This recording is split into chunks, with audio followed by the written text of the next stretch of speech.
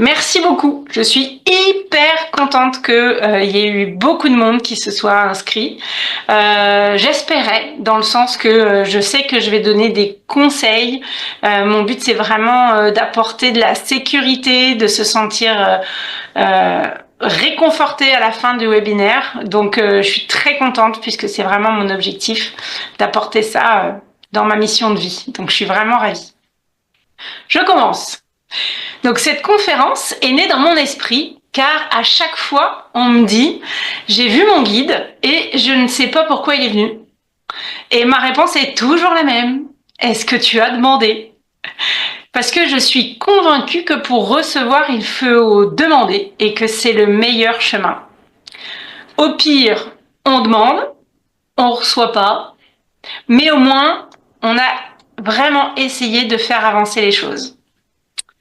Au fur et à mesure de mes accompagnements, en séance, en stage, j'ai aussi très souvent vu que les gens ont du mal à demander.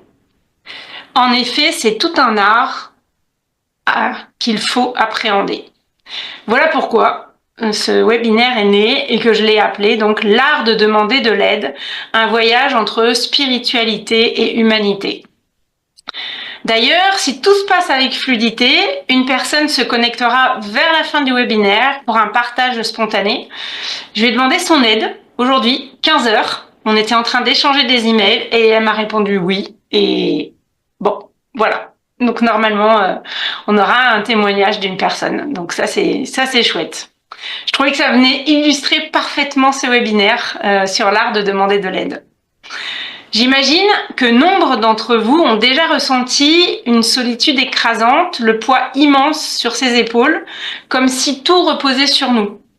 Cette impression que quoi que vous fassiez, vous êtes condamné à tout porter, à tout comprendre, à tout gérer, alors qu'au fond, on est épuisé. Et si on pouvait lâcher prise sans craindre d'être rejeté?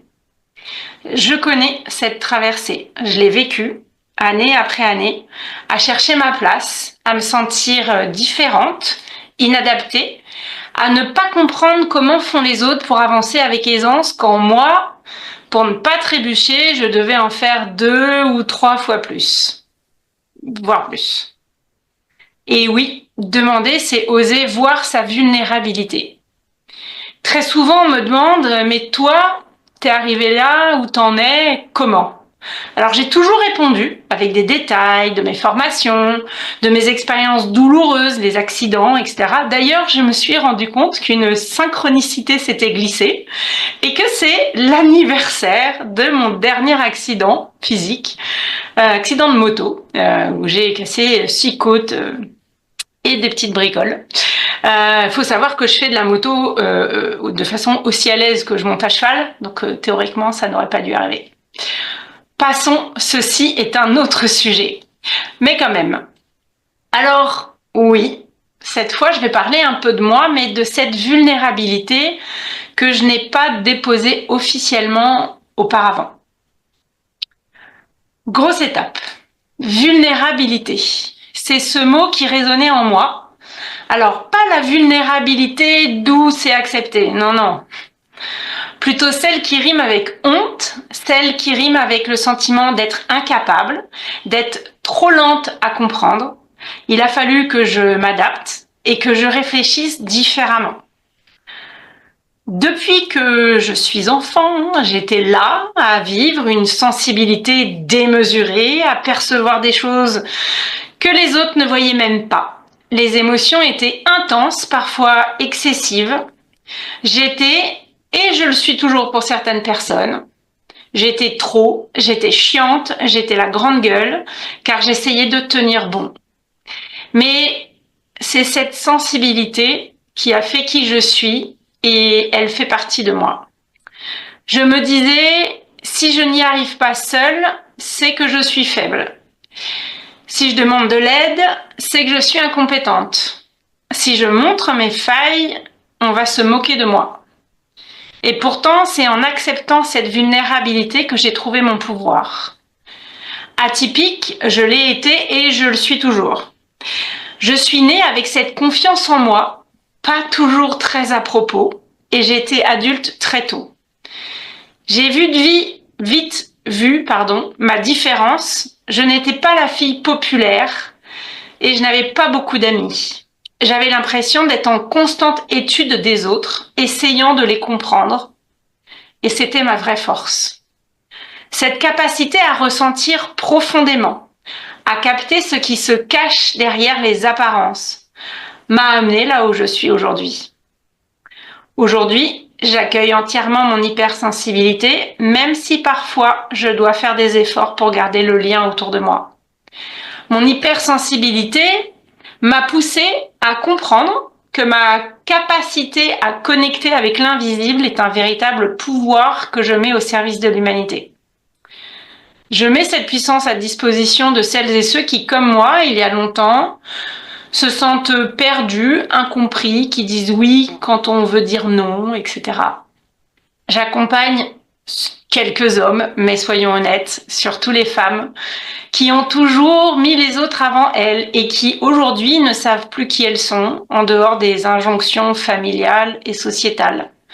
J'accompagne ces animaux, les chevaux surtout, véritables guides qui absorbent les souffrances humaines, qui portent en silence et qui parfois s'effacent sous le poids de ce qu'ils endossent. C'est exactement ce que je fais aujourd'hui au travers de mes séances et de mes accompagnements. Récupérer son pouvoir, c'est comme apprendre à faire ses lacets pour ne plus trébucher. C'est comme apprendre à pêcher pour ne plus dépendre de quelqu'un qui nous nourrit. Mais pour cela, pour en arriver là où j'en suis, j'ai demandé de l'aide. Beaucoup.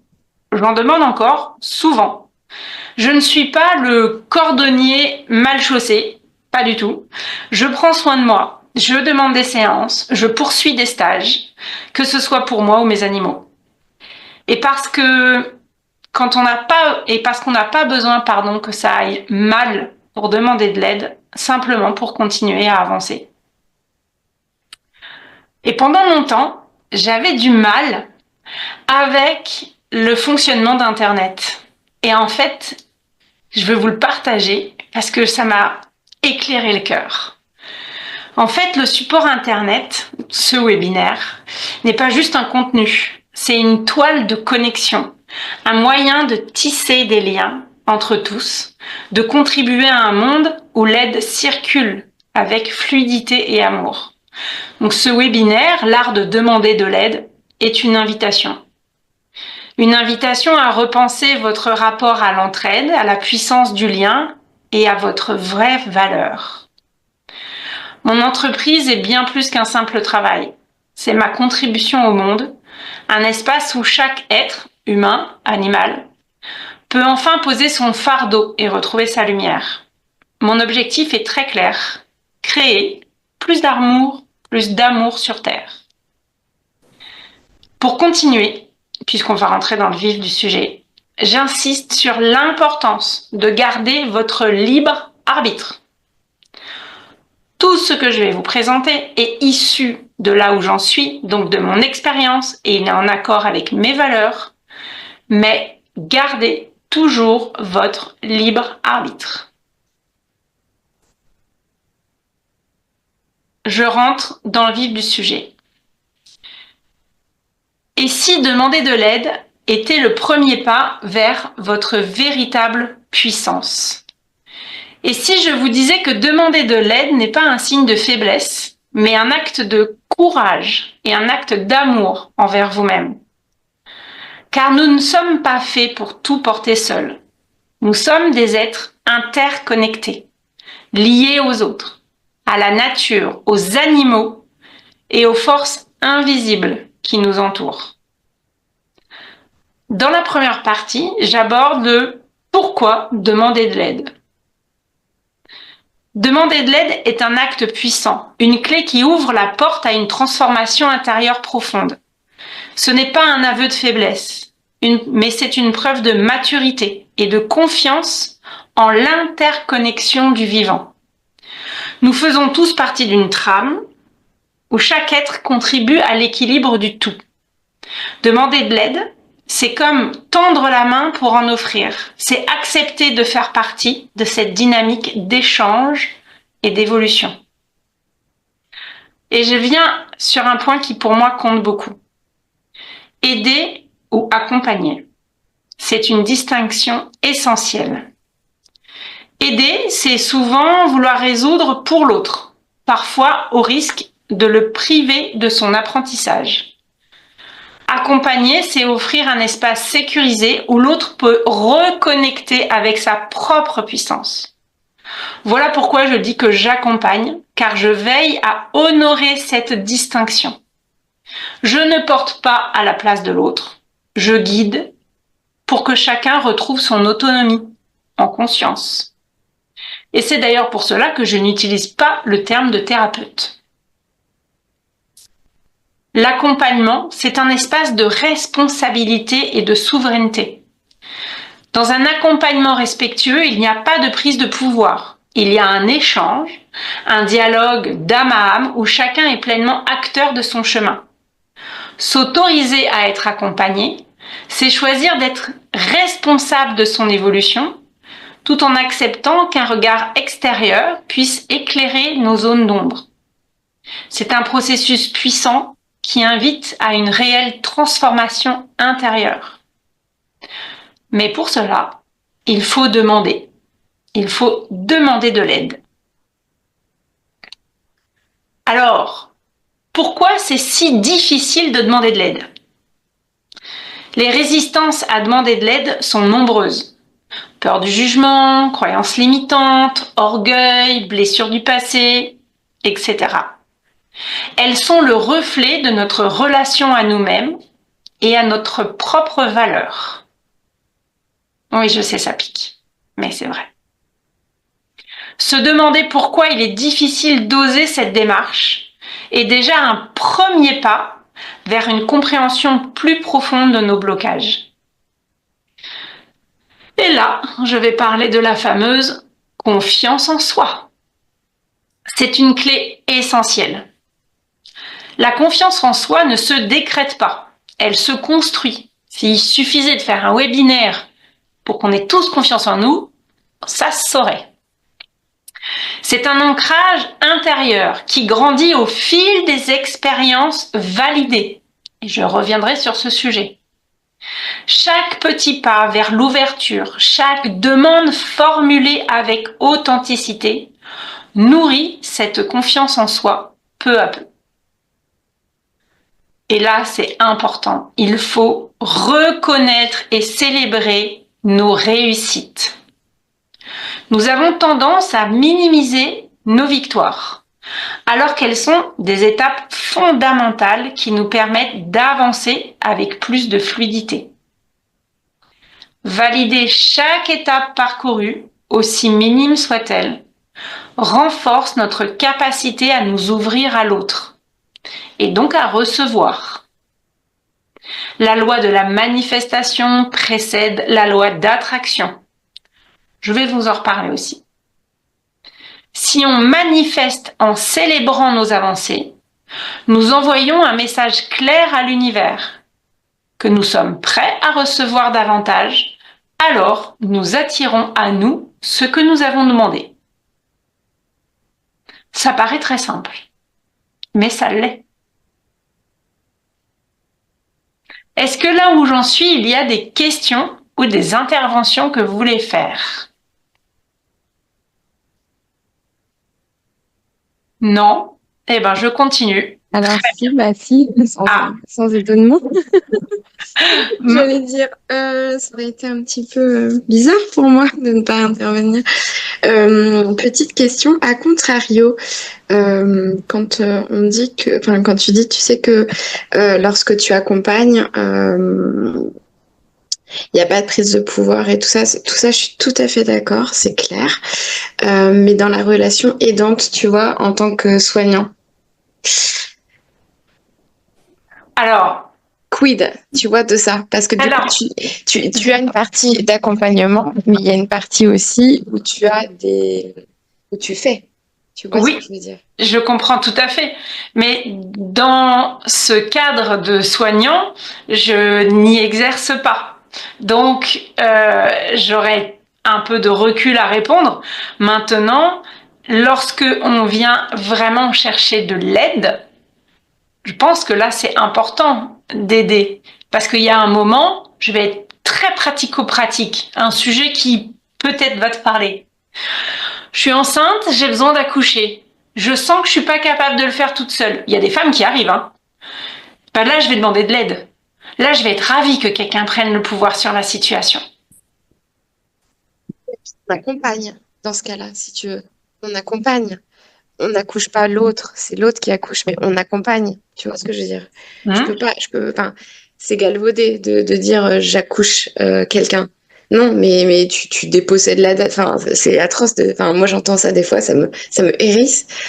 Mais non, en fait, tu accompagnes, tu aides l'autre, mais du coup, c'est ça qui vient comme mot, c'est que tu aides l'autre à ce qu'elle, tu aides la future maman à donner naissance. Tu vois ce que je veux dire? Donc il n'y a pas de prise de pouvoir. On est accompagnant, mais c'est vrai qu'on utilise ce mot aider, mais j'aide la femme et c'est elle qui a le pouvoir puisque c'est elle qui donne naissance. Donc du coup, si tu veux, c'est pas si clair cette relation d'aide. Alors, j'entends que ça ne soit pas pour toi. Là, tu vois, par exemple, toutes les deux, et on sait à quel point on adore parler de nos avis, même s'ils sont pas ensemble. Donc, c'est merveilleux. Merci, Hélène. Là, pour moi, il y a un moment, quand j'ai besoin d'aide et que je vais consulter un soignant, par exemple sur quelque chose d'énorme, accoucher une fracture. Allez, je parle de mon expérience d'il y a pile, oui, à cette heure-là, j'étais en train d'attendre pour passer dans le tube, là, j'ai oublié comment ça s'appelle. Et ben là, moi, j'avais vraiment besoin qu'on m'aide. J'avais vraiment besoin que les soignants qui étaient là trouvent un moyen d'apaiser ma souffrance. J'étais pas en capacité de le gérer. Donc là, j'avais besoin d'aide. Oui, moi, là, je te parle vraiment de moi. À ce moment-là, oui, je leur donne tout mon pouvoir. Oui, vous trouvez le moyen d'apaiser ma souffrance et ma douleur. Tu vois? Et je pense que, en ce sens, ces moments-là, je pense que les aidants, ils prennent la puissance d'être aidant, prend tout son sens. Et après, c'est toujours pareil, c'est à quel moment on reglisse pour lâcher ce pouvoir où l'aidant a le pouvoir d'agir pour le meilleur pour l'autre et que simplement après, et l'aidant accompagne. Mais je pense que c'est infime à partir du moment où on parle de soins qui mettent en jeu la vie. Oui, je comprends c'est vraiment très subtil. Je pense aussi. Ok, merci. Avec plaisir. Merci pour ton intervention, Hélène. Merci beaucoup. Est-ce qu'il y a d'autres partages ou questions? Pas plus que ça? Eh bien, très bien. Alors, je continue. Troisième partie, comment bien formuler une demande d'aide aux humains, dans un premier temps. La manière dont nous demandons influence la manière dont nous recevons. L'humilité est une posture d'équilibre. Demander avec humilité, ce n'est pas se rabaisser. C'est reconnaître avec justesse notre besoin sans nous placer ni en position d'infériorité, ni en attente d'une solution miracle.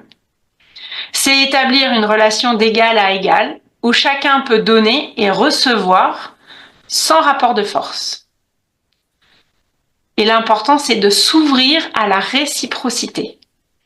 Lorsque nous demandons de l'aide, nous offrons aussi à l'autre l'opportunité d'être dans sa générosité et sa propre mission d'accompagnement. Il ne s'agit pas seulement de recevoir, mais d'entrer dans un cercle vertueux où chacun, à son tour, devient un soutien et appui pour un autre.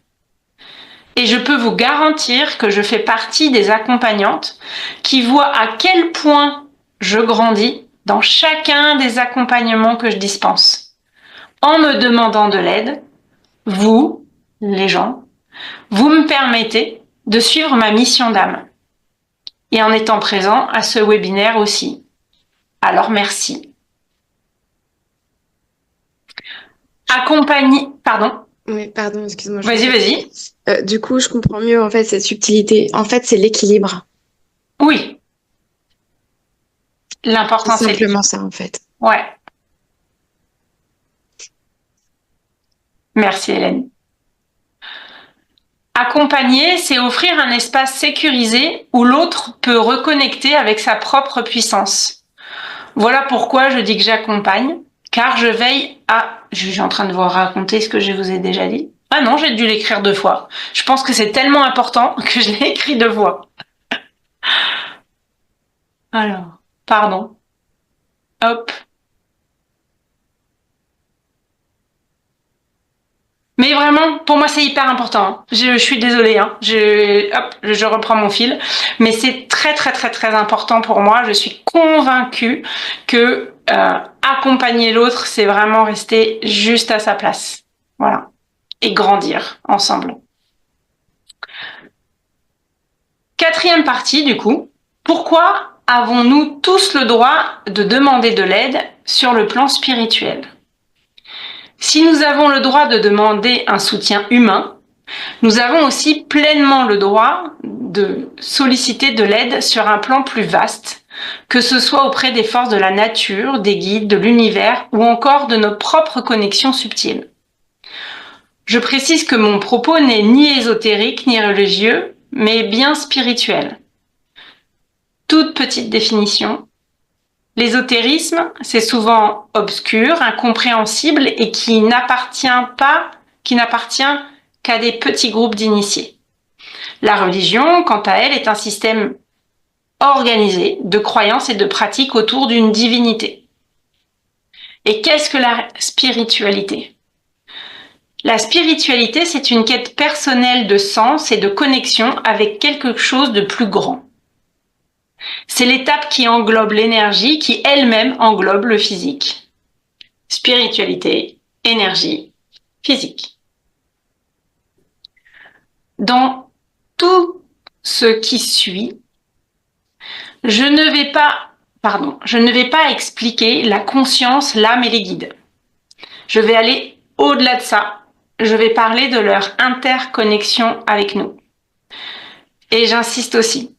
Tout ce que je vous partage est ma croyance, donc limitante. Toute croyance est limitante. Exactement pareil pour ce que j'ai présenté avant, comme après, gardez votre libre arbitre. Oh, pardon, ça a sauté. Voilà. L'âme est l'expérience de l'incarnation. Élargissons un peu notre vision de notre vie. La conscience pure a choisi d'expérimenter la forme. La forme expérimente la dualité et donc la matière, c'est-à-dire l'incarnation. Nous sommes donc finis dans le sens limité, dans le sens où on peut se toucher, à l'opposé de la conscience qui, elle, est infinie. Petit point également sur notre connexion cosmique. Nous sommes issus des étoiles, tant sur le plan physique qu'énergétique. Nos cellules portent la mémoire du cosmos et notre âme vibre en résonance avec cette immensité. Reprendre conscience de cette appartenance nous permet de nous sentir soutenus, guidés et légitimes dans notre demande d'aide. Notre cœur est fait des mêmes atomes que les poussières d'étoiles. Les neurones dans notre cerveau reprennent la même organisation que la toile cosmique.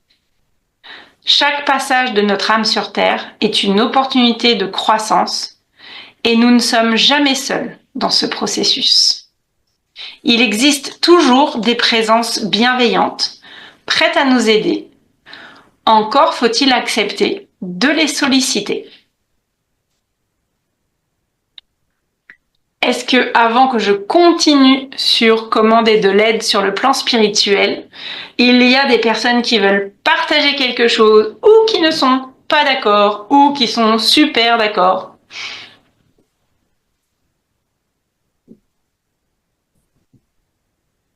Pas particulièrement? Eh ben, je continue. C'est très bien.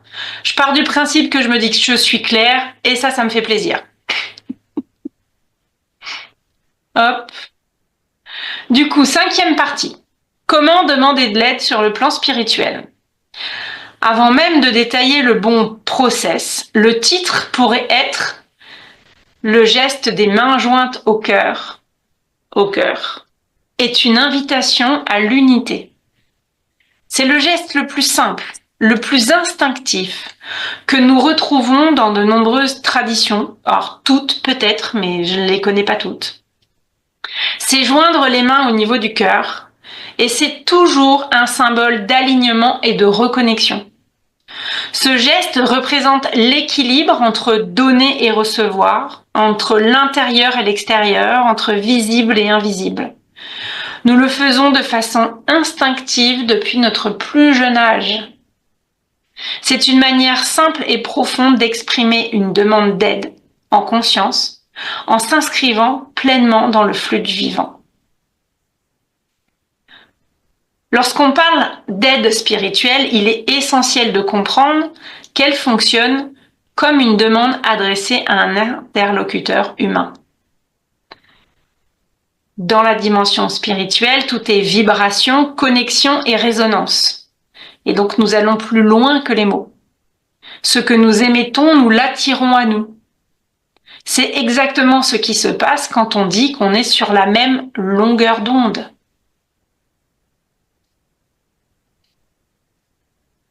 Premier point, l'importance de l'honnêteté du cœur. Voilà pourquoi j'ai mis ce sweat. Voilà. La première clé d'une demande juste et sincère. Dans le brouhaha mental, nous avons parfois du mal à identifier ce que nous désirons profondément. Par peur de ne pas être exaucés, nous formulons des souhaits flous ou bien nous mettons des barrières inconscientes à notre propre réception.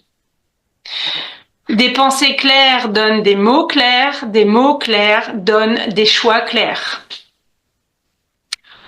Pourtant, dans le monde subtil, ce n'est pas tant la forme qui importe, mais l'énergie que nous mettons dans notre intention. Et j'ai un petit exemple, parce que moi j'aime beaucoup les images. Imaginez une flamme vacillante dans l'obscurité. Si vous soufflez trop fort en paniquant, elle s'éteint. Si vous ne soufflez pas du tout, elle reste figée. Mais si vous insufflez un souffle doux et confiant, elle grandit et éclaire votre chemin. Votre demande spirituelle fonctionne de la même manière. Donc, s'il y avait quelque chose à retenir, c'est que l'authenticité ouvre les portes. Si votre cœur est aligné, l'univers vous répondra toujours, mais parfois sous une forme différente de celle que vous attendiez. Votre cœur sait toujours. Votre intuition parle au travers de votre cœur. D'ailleurs, le prochain webinaire sera sur ce sujet, l'intuition. Donc, premier point dont je vous parlais, l'importance de l'honnêteté du cœur. Deuxième point, demander sans attente. Lâcher prise et confiance. Ça pourrait être un webinaire à lui tout seul, on est d'accord. Il ne s'agit pas de demander une aide avec l'idée rigide d'un résultat précis.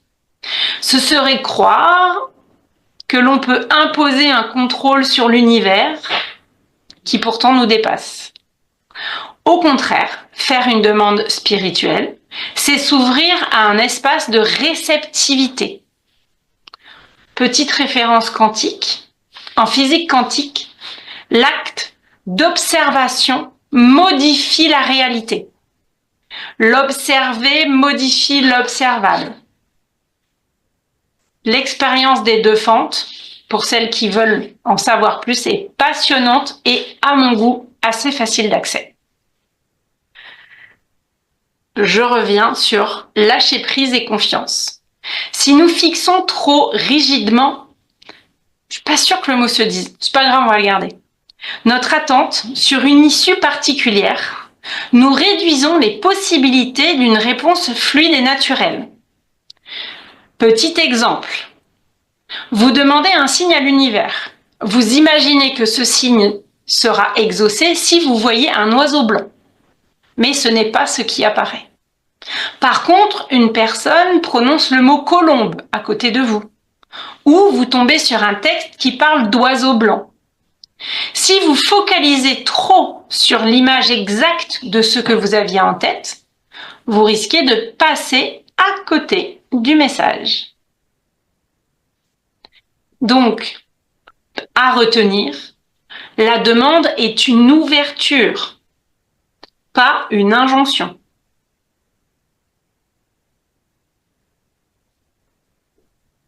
Est-ce que c'est OK pour tout le monde ou est-ce que ça fait un peu serrer les dents?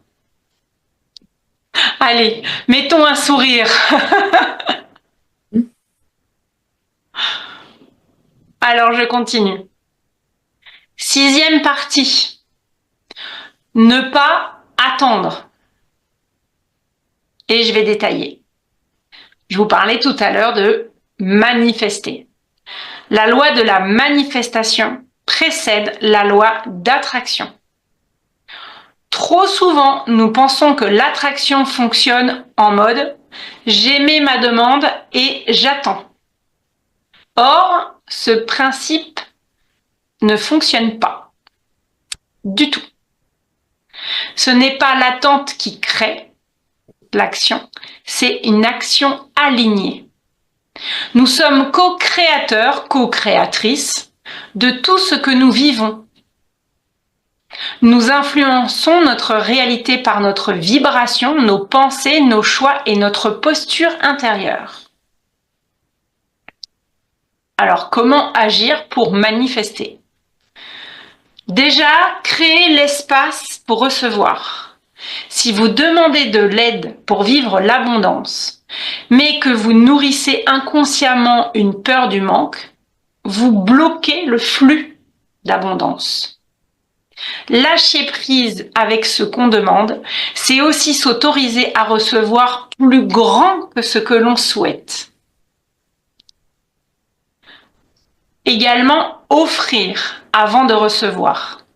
J'insiste toujours sur le fait que donner permet de recevoir en retour. Cela ne signifie pas se sacrifier, mais comprendre que l'énergie circule et se répand. Le véritable lâcher-prise, il ne s'agit pas d'abandonner, mais d'accepter que le résultat final ne nous appartient pas. Agir avec foi et confiance, sans s'accrocher aux résultats précis.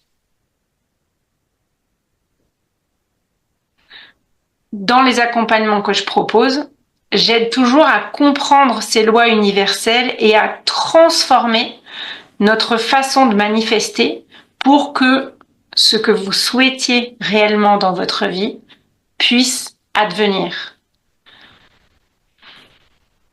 D'ailleurs, je me tâte, je vais peut-être faire une petite formation quantique accessible en ligne sur le lien émotion et quantique. On va voir ça. J'ai d'autres étapes avant, mais j'y réfléchis de plus en plus. Alors, je voudrais vous présenter, hop, mon doigt arrive dans le mauvais sens, les 7 étapes. Voilà. Les 7 étapes pour demander correctement une aide spirituelle. Donc, selon moi, c'est une méthode simple pour aligner sa demande sur une vibration claire et réceptive. Premier point, se centrer. Prenez un moment pour ralentir, respirer profondément, vous ancrer. Un esprit dispersé émet une vibration confuse. Deuxième point, être sincère. Ne cherchez pas de belles formulations. Exprimez simplement ce que vous ressentez, tel que ça vient. Des mots simples. Être précise, plutôt que de dire « aidez-moi à être heureuse », préciser « aidez-moi à ressentir la paix intérieure et à reconnaître les opportunités autour de moi ». Faire confiance à la réponse. Ne vous fermez à rien sur le quand et le comment ça doit arriver. Ouvrez votre cœur à la surprise. 5. Restez dans la gratitude. Remercier est un puissant catalyseur énergétique. Catalyser. Cela crée une vibration d'ouverture. C'est comme si vous aspiriez plus fort l'attraction vers vous. Observez les signes. L'univers vous répond toujours, mais il parle son propre langage. Synchronicité, rencontre, ressenti, rêve. Soyez attentive. Nourrissez votre confiance en vous et soyez sûr de recevoir la réponse.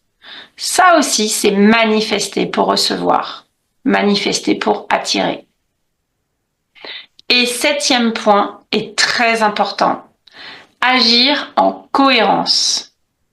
Une demande spirituelle n'est pas une supplication. Elle vous invite à entrer dans un mouvement d'évolution. Engagez-vous dans votre transformation. Cohérence, congruence. Je fais ce que je dis et ce que je pense.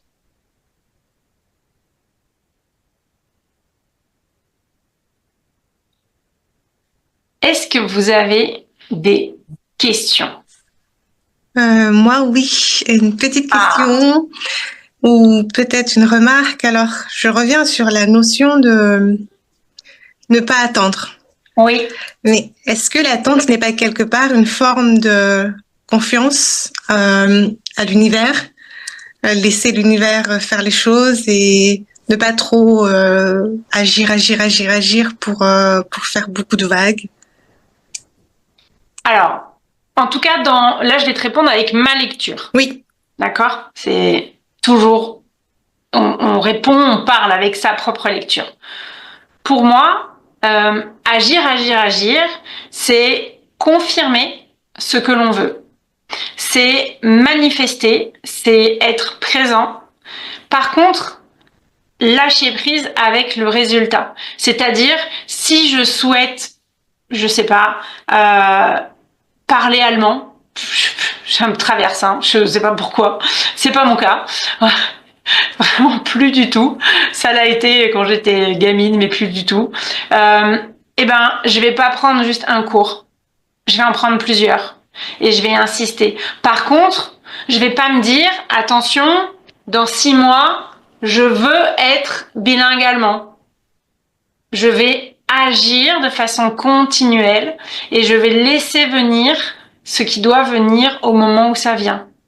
Et c'est pareil pour avoir une connexion, quelle qu'elle soit, que ce soit, par exemple, il y a un moment en séance, on a travaillé ensemble pour, enfin pas toutes les deux, avec une autre personne, pardon, sinon c'est pas clair, pour une personne qui voulait absolument trouver enfin une voiture qui lui convenait au budget qu'elle voulait, etc., etc.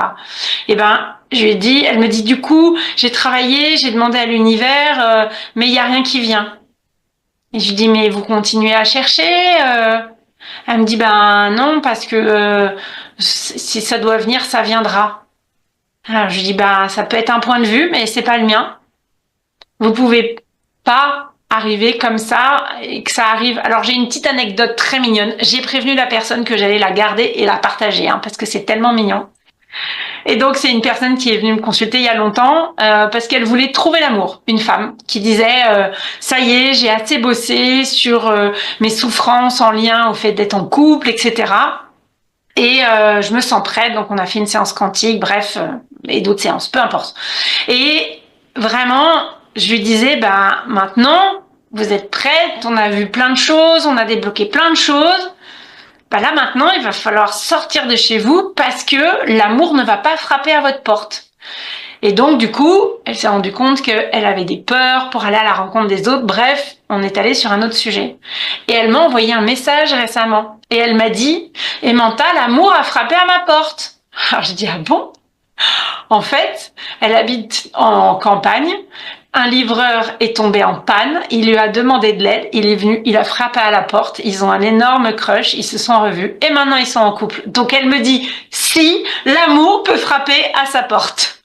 Donc là, je lui dis, alors, je vais garder l'anecdote parce qu'elle est énorme et très mignonne. Mais ça reste quand même peu. Et je lui ai quand même dit, parce que ça, moi, j'en suis convaincue, si elle n'avait pas fait tout le chemin vers elle-même, cet homme, il aurait pu passer, il aurait pu être aussi sympa soit-il, etc. Mais si elle n'avait pas levé ses verrous, elle n'aurait pas reconnu l'énergie et la spiritualité, enfin le plan au-dessus de l'énergie, ce sont ces mots, hein, de cet homme.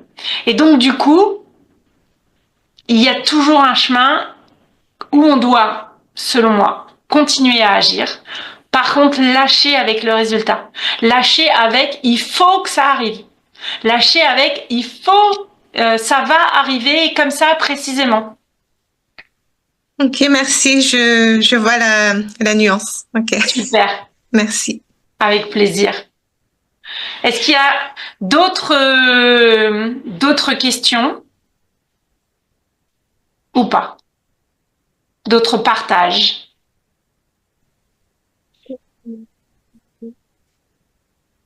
Alors, je ne sais pas s'il y a quelqu'un qui parle. C'est clair. Ah, Hélène, Hélène, on t'entend pas. Ah, pardon, c'est très clair pour moi. C'est bon? Oui, merci. C'est bon, c'est très clair. Merci. Super. Écoutez, j'avais prévu de peut-être approfondir les 2 derniers points et de vous donner plus de contenu. Et pour moi, au pire, ça va dépasser un petit peu l'heure. Mais j'ai vraiment envie de vous l'offrir.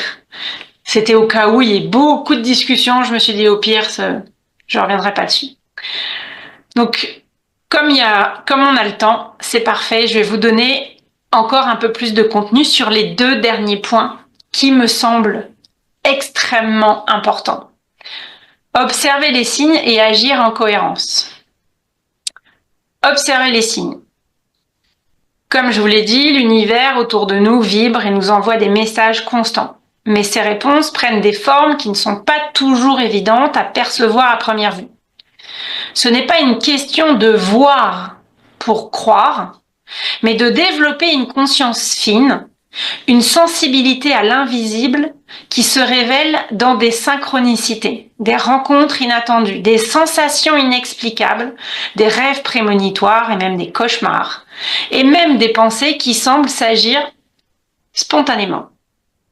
Chaque petit signe qui nous traverse peut être une pièce du puzzle qui vous guide vers la réalisation de votre demande, vers la transformation que vous cherchez à opérer dans votre vie. Les synchronicités, par exemple, sont ces événements apparemment imprévus, mais qui, à y regarder de plus près, ont une signification profonde. Les coïncidences, selon moi, n'existent pas. Ce sont des signes. Ces moments peuvent apparaître sous la forme d'une chanson qui tombe à pic, d'un livre recommandé par une amie, d'une pensée qui traverse votre esprit et qui résonne avec ce que vous vivez. Il en va de même pour les rencontres. Parfois, la personne que vous croisez au hasard de votre journée peut jouer un rôle crucial dans la direction que vous prenez. Ces hasards sont des appels du destin. Une invitation à saisir une opportunité qui vous est offerte. L'essentiel ici est de nourrir votre confiance en vous et en l'univers. D'accepter que vous êtes digne de recevoir ces signes, de les interpréter avec ouverture et de les intégrer dans votre cheminement personnel au même titre que vous êtes digne de vivre dans l'abondance et le bonheur. La clé réside dans votre capacité à être attentive et réceptive à ces messages. Lorsque vous commencez à percevoir ces signes, vous réalisez qu'ils sont une forme de communication constante, que l'univers parle à travers vous, à travers votre environnement, et vous invite à recevoir son soutien, à reconnaître les moments d'éveil et à avancer dans la direction qui vous est offerte. La manifestation, dans ce contexte, prend tout son sens. Ce que vous demandez, vous le recevez. Mais il faut être prête à recevoir. Manifester ne se résume pas simplement à émettre une intention, mais à être ouverte, réceptive et agir pour accueillir l'abondance, l'amour et les changements que l'univers met sur votre chemin.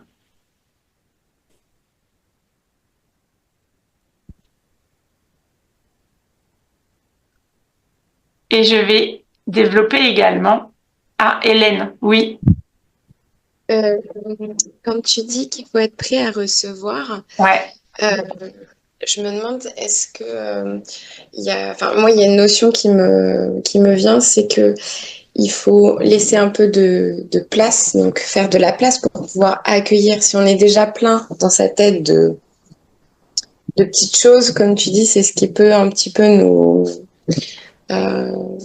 embêter. C'est un peu comme si on voulait remettre des trucs dans un tiroir qui est déjà plein. C'est pas possible. Il faut déjà vider un peu le tiroir, enlever ce qui ne nous sert plus pour pouvoir mettre des nouvelles choses, peut-être même plus gros. Je suis entièrement d'accord. Il faut se donner l'espace pour recevoir. Je trouve que c'est très important, cette notion d'espace. Ouais, exactement. Merci. Exactement. J'en ai parlé un petit peu au début, mais enfin, tous les sujets, j'aurais pu les développer. Ça me passionne tellement. Merci à Hélène. Et donc, le deuxième point que je voulais développer un peu plus, agir en cohérence. Je reprends juste la phrase que j'ai prononcée tout à l'heure, volontairement. La demande spirituelle, au fond, n'est pas un simple acte de supplication. Surtout pas. Mais un appel à entrer dans un processus plus profond de transformation personnelle. C'est un acte qui invite à une résonance entre votre demande et votre action dans le monde. Lorsque vous formulez une intention ou que vous demandez à l'univers d'accompagner un changement dans votre vie, vous n'êtes pas en train de supplier pour une issue favorable. Vous êtes en train de vous aligner sur un mouvement plus grand, celui de votre évolution et de votre croissance spirituelle et personnelle. Dans ce contexte, agir en cohérence signifie que vos actions doivent être en accord avec ce que vous demandez. Si vous souhaitez attirer l'amour, l'abondance ou la guérison dans votre vie, il vous revient de nourrir cette énergie à travers vos pensées, vos comportements et vos choix quotidiens. Demander de l'aide est un choix. Ce n'est pas suffisant de souhaiter un changement sans poser d'actions concrètes, des actions qui soutiennent ce souhait. Il faut être dans la congruence, faire ce que l'on dit. Par exemple, si vous souhaitez développer plus de confiance en vous, vous devrez poser des actes qui démontrent cette confiance, même si elle est encore fragile.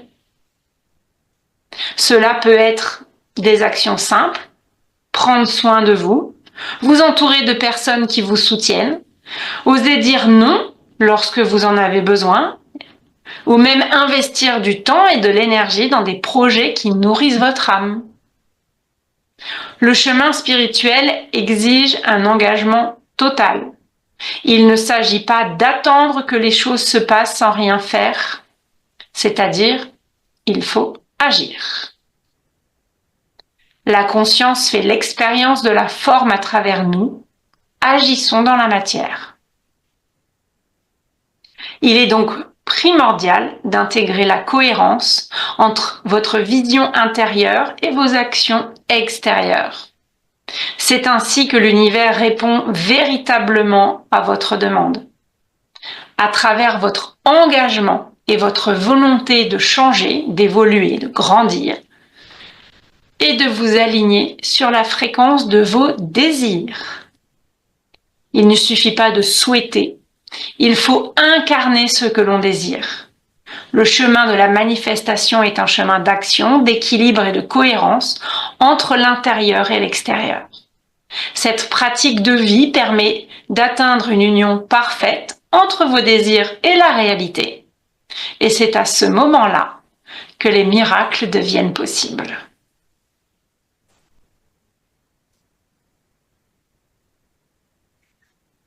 Avant que j'arrive à la conclusion, est-ce qu'il y a des envies de partager? Oui, j'aimerais que tu reviennes sur ce que tu as dit sur la confiance en soi. Oui. Comme quoi, c'est un ancrage intérieur qui grandit au fil des expériences validées. Oui. Et ces expériences validées, est-ce que tu penses à quelque chose de précis ou toutes mes expériences, je peux les auto-valider moi-même et du coup... Alors, c'est exactement cette précision-là à laquelle je pense. Merci Oli de cette question. C'est exactement ça. C'est-à-dire, à chaque fois, pour tout ce que l'on fait, si on valide notre réussite, on se dit « Ok, ça je sais pas faire, j'essaye ». On voit qu'on réussit, on le valide. On se dit pas « Ah oui, mais c'était facile ». Non, on a essayé, on a fait ce qu'il fallait pour réussir, on a réussi. Ça veut dire « je suis capable de ça ». Et au départ, ça peut être fragile et c'est valable sur tous les sujets. Au départ, c'est un peu fragile, donc du coup, qu'est-ce qu'on fait quand c'est un peu fragile? Eh ben, on revalide une autre expérience, c'est-à-dire qu'on agit dans la matière, on voit qu'on réussit, donc ça vient consolider, et peu à peu, la confiance en soi augmente.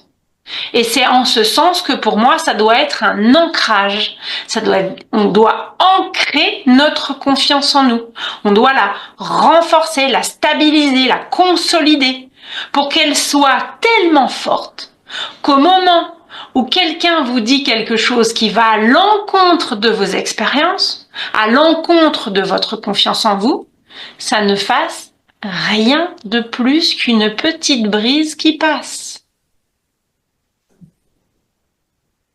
C'est-à-dire que vous aurez tellement renforcé votre confiance en vous que même si quelqu'un juge votre avis, juge votre vie, juge votre pouvoir, ça ne vous fera rien.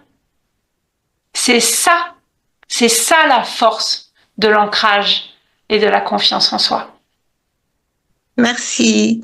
Est-ce qu'il y a d'autres questions à ce sujet?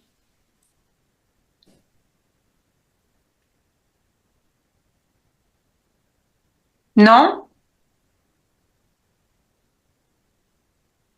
Eh bien, très bien. C'est que c'est clair alors.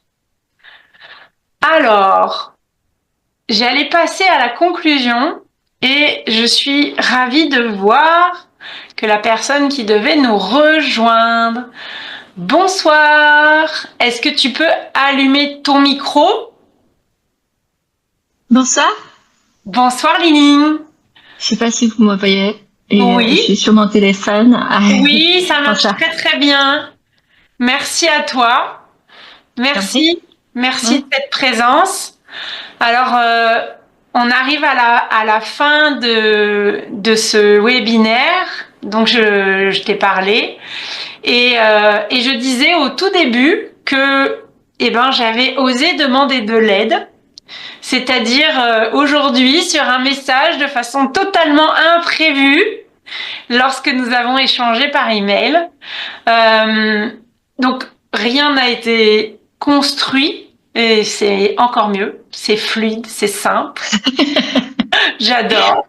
Est-ce que tu peux partager de toi, voilà, de comment tu as pu voir peut-être auparavant quand c'était plus compliqué de demander de l'aide et presque la beauté de demander de l'aide quand tout va merveilleusement bien. Est-ce que tu veux bien partager avec nous? Oui, oui. Et puis, avant de juste ça, en fait, je dirais, je sais pas si c'est la synchronicité ou comment on dit. En fait, c'était avant-hier, parce que je crois que j'ai écrit mon email hier, et c'est avant-hier, je me suis dit parce que le week-end j'ai sorti les notes de notre séance et j'ai relu et je me suis dit c'est quand même bien que je refais une séance où je fasse un retour. Je n'ai pas laissé d'avis sur Google parce que je me suis dit je laisserai l'avis quand je vois les choses un peu plus claires. Donc c'est le moment et ça sera bien que voilà donner une note positive à Emanta pour qu'elle continue. Donc c'est pour ça que j'ai pris rendez-vous. Merci. La chose, c'est que en fait, voilà, tu as cette petite réunion, donc effectivement, tu souhaites l'aide et moi, je souhaite donner un avis, donc de vive voix. C'est super l'occasion pour moi déjà de remercier en fait les 3 séances que j'ai eues. Donc c'était l'année dernière. J'ai dit encore, j'utilise le mot, j'étais un peu dans le brouillard. Je sais que j'étais dans un changement, un virage dans ma vie, et je savais aussi à beaucoup de choses en moi. En fait, j'aimerais peut-être changer ou de voir pourquoi je suis comme ça, comme ci, etc. Donc, et puis j'ai trouvé Emanta sur Internet. Voilà, j'ai pris rendez-vous. Donc j'ai suivi en fait, on va dire, cette envie. Je pense que le plus important, ce que je voudrais dire ce soir, c'est de se lancer. Quand vous avez l'envie ou une intuition, suivez-la, voilà, de bouger. Et Manta a aussi vu pendant les séances que elle n'est pas la seule qui m'aide sur ce chemin. Et en effet, donc je pense que c'était un bon démarrage. Et puis aussi, en fait, en quelque sorte, elle a tracé un chemin que je ne voyais pas encore à l'époque. Et durant ces derniers mois, en fait, plusieurs fois, j'ai sorti les notes pour X raisons. Des fois, je me suis dit, hey, sur les notes, c'était écrit comme ça, n'est-ce pas, Lining? Donc, je suis allée voir. Ah oui, c'est vrai. Et quand j'ai relu les notes, et je découvre chaque fois des informations vraiment intéressantes. Voilà. Donc, c'est pour ça que ce week-end, j'ai révisé les notes. Je me suis dit, il faudrait que je fasse un retour à écrit tôt ou tard, ou peut-être après la prochaine séance, parce que aujourd'hui, tout va vraiment de mieux en mieux, et que tellement, en fait, c'est fluide. C'est pour ça que j'aimerais avoir une séance où je dis que c'est moi, c'est la vie, c'est une chance. Je ne sais pas. Je sais que j'ai beaucoup changé. Je suis positive et j'ai beaucoup de gratitude. Envers en fait tout, même mes vécus qui m'ont paru vraiment difficiles, durs, mais aujourd'hui j'ai dit que mon histoire passée s'est transformée, donc via voilà un prisme complètement différent que j'ai pu construire pendant ces derniers mois avec des différentes personnes leur aide. Donc je dirais pas, je sais pas si c'est demander de l'aide, mais je dirais c'est prendre l'action. Quand vous sentez il faudrait bouger, allez-y bouger. Voilà. Donc si vous trouvez que ce que Emanta vous inspire, vous intéresse, essayez. Donc c'est comme ça. Moi je suis un peu par feeling des fois. Je me dis ça y est, j'ai regardé 2-3 trucs. À part cette personne-là, ça me convient très bien. J'y vais. Voilà. Je sais pas si j'ai pas écouté comme je viens de me connecter, donc je sais pas si écoute, voilà, c'est dans la réunion, sujet de la réunion. Alors non seulement c'est dans le sujet, mais je m'attendais pas à tout ça, donc merci. Je suis très honorée. Je t'entendais parler, je me suis dit je m'attendais pas à tout ça. Ouais, je t'en prie. Merci. Merci beaucoup. Alors, tu es complètement dans le sujet puisque j'insistais à quel point c'était important de retrouver son pouvoir dans le fait d'agir, de manifester pour vraiment voir les choses. Donc, tout ce que tu as dit, je dirais que c'est la chantilly sur le gâteau que j'ai monté avant. Bon, tant mieux, c'est ce que j'ai pensé à faire et j'ai fait ce soir. Merci. Ça n'empêche pas que je laisserai une note. C'est gentil. Donc voilà, un peu plus tard. J'ai pensé en fait cette note tout le temps. C'est vraiment très gentil. Je suis. Ouais. Bon, tant mieux si ça peut être utile pour toi, pour les autres personnes ici. Voilà. Merci. Merci beaucoup, Lynn. Merci. Waouh. Alors, du coup, je m'attendais pas à ça. Est-ce qu'il y a des questions, des partages avant que je conclue rapidement. C'est pas très long. Il y a 12 lignes sur ce webinaire. Est-ce qu'il y a des questions, des partages? Eh ben, s'il n'y en a pas particulièrement, je vais conclure. Le témoignage de Li-Ning est tellement à propos. Donc, en conclusion, reprendre son pouvoir en osant demander. Demander de l'aide, c'est un acte de foi en soi et en la vie. C'est reconnaître que nous faisons partie d'un ensemble plus vaste où l'échange est essentiel.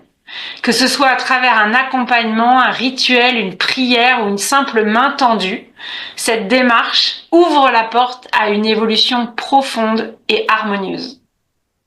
Osez demander, osez recevoir et surtout osez avancer, entouré, soutenu, en sachant que vous n'êtes jamais seul.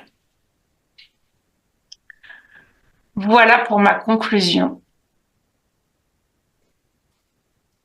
Voilà pourquoi, Li-Ning, ton partage était parfaitement au bon moment. Parfaitement, voilà. Comme on s'est dit par le message, la fluidité, le moment, le timing, tout. Waouh, c'est merveilleux.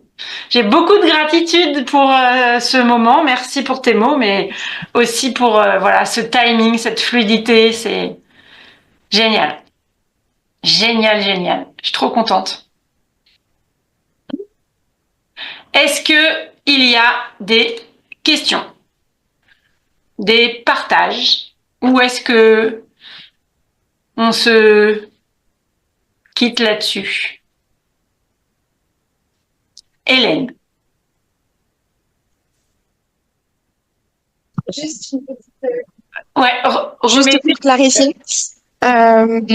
Quand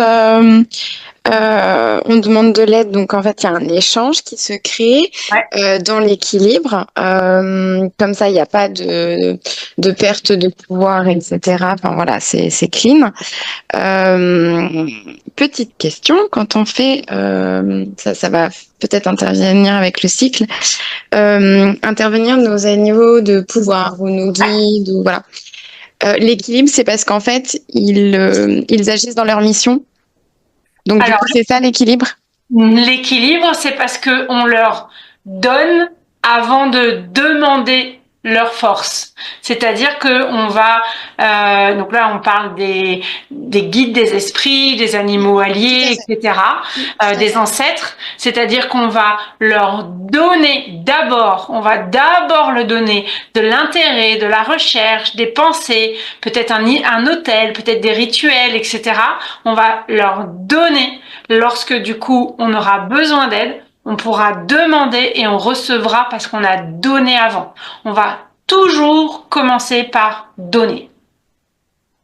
Ça, c'est la meilleure façon de recevoir, c'est commencer par donner.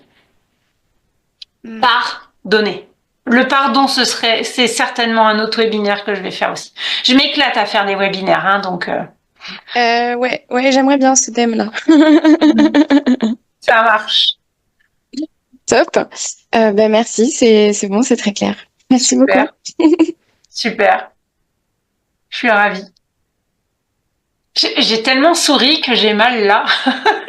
C'est génial. C'est génial. Je souris beaucoup, je rigole beaucoup, mais là, je pense que j'ai passé tellement de temps à sourire, à être contente de vous partager tout ça que, ouais, Meilleur yoga du visage. exactement, le meilleur yoga du visage, le meilleur yoga de la vie, la joie. Alors, est-ce que on clôt ici? Eh ben, allez, je regarde dans le chat, il n'y a rien de particulier. Eh ben, dans ce cas, je vais stopper l'enregistrement.